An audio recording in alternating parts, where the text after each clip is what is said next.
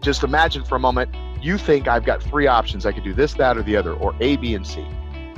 And you make a decision. I'm going to go through door number B. I'm going to go through door B. Because you made a decision to go through door 2 or door B, you have in your mind a belief system that says door number 1 and door number 3 are not really as much of an option, right?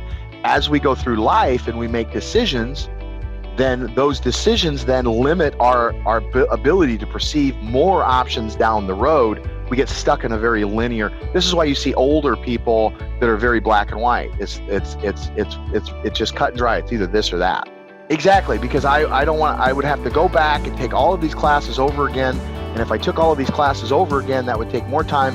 And we live in a perception of scarcity. We think that we have a very limited amount of resources available to us because our perception is already limited. Make sense? Right? And so, exactly.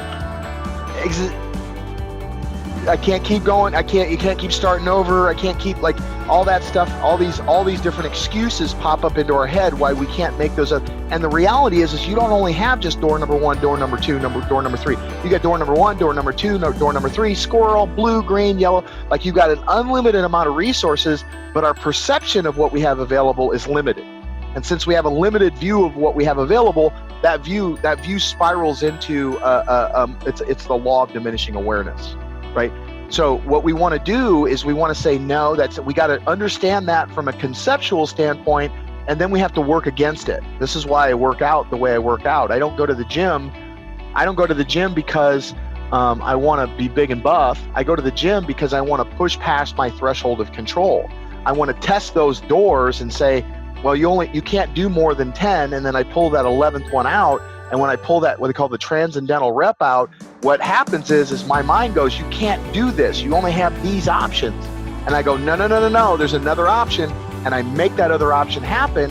At some level, what my mind goes is if you didn't think you could do that, and that wasn't possible, and you made it possible, what else can you do that you think is impossible that is possible? Does that make sense?